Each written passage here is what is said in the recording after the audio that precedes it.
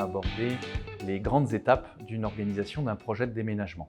C'est un temps fort dans la vie d'une entreprise qui nécessite que vous soyez très organisé en interne, puisqu'on estime que 80% de la réussite d'un projet, c'est dans son organisation et dans son niveau de préparation. En interne, bien maîtriser le niveau d'occupation de vos collaborateurs, savoir s'ils ont assez de temps à dégager pour le consacrer au projet, savoir si vous avez des compétences ou pas, s'il faut aller les chercher à l'extérieur ou pas. Cette équipe projet doit être soudée, elle doit emmener le projet jusqu'à son terme, elle doit être avec des compétences diverses et variées, puisque vous allez à la fois gérer de la communication interne, de la finance, de l'infrastructure, de la téléphonie, de l'informatique, tout un tas de métiers et qui nécessitent quand même à l'intérieur de cette équipe projet des gens qui sachent de quoi ils parlent. Ensuite, on a toute la partie communication. Nous, quand on vous amène de l'information à diffuser, il faut que ça passe par le canal de la communication interne. Vous avez une façon de communiquer avec vos collaborateurs, ils ont l'habitude d'entendre des messages de votre part, donc il faut bien les relayer. Et ensuite, on a évidemment l'opérationnel. Les grandes étapes, les principales, c'est la conception des opérations. Ça va nécessiter de connaître les prestations que vous attendez, puisque on va lancer des consultations auprès de prestataires externes. Quel est le niveau d'exigence des collaborateurs de votre organisation? Évidemment, bâtir un budget, faire un planning. Un budget et un planning cohérent, ça permet de l'emmener jusqu'au bout, de ne pas dépasser le budget et de rester dans un planning qui peut être contraint, mais au moins on en a conscience dans le préalable de départ.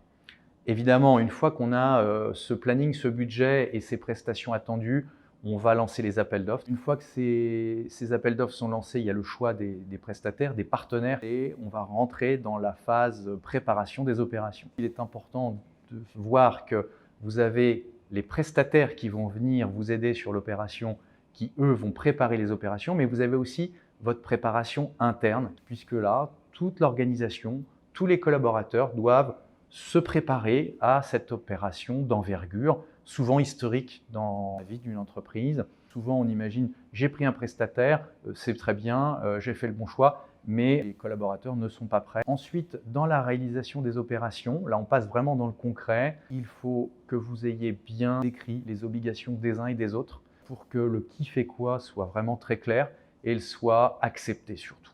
Alors vous pouvez rencontrer des aléas sur votre opération, c'est des choses qui arrivent, mais lorsque vous avez un niveau de préparation qui est intense, comme vous allez le faire avec les conseils qu'on a pu vous donner, ces aléas, vous allez les aborder avec sérénité parce que vous avez envisagé des plans de secours, des plans B. Vous savez qu'à tel endroit, ça ne va pas vous gêner et que vous avez de la souplesse sur une autre partie de votre transfert. Donc, préparez-vous. Quand vous vous préparez, on prépare aussi les aléas. Sur la dernière partie de l'opération, c'est l'arrivée de vos collaborateurs.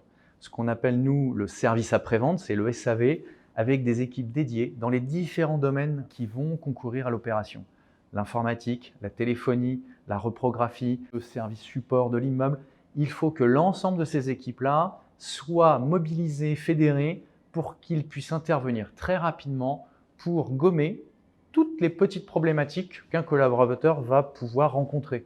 Il a la porte de son casier qui est bloquée, il a un souci d'électricité sur un desk. Il faut qu'il sache qu'il fait une demande, c'est traité, il y a des gens compétents qui sont là pour venir en aide et surtout qu'il trouve son poste opérationnel dans les plus brefs délais pour qu'il puisse être positif dans sa communication vis-à-vis de ses autres collègues qui, eux, vont peut-être arriver sur les semaines qui suivent. Voilà, c'est les quelques grandes étapes, mais c'est des choses à ne pas rater pour votre opération.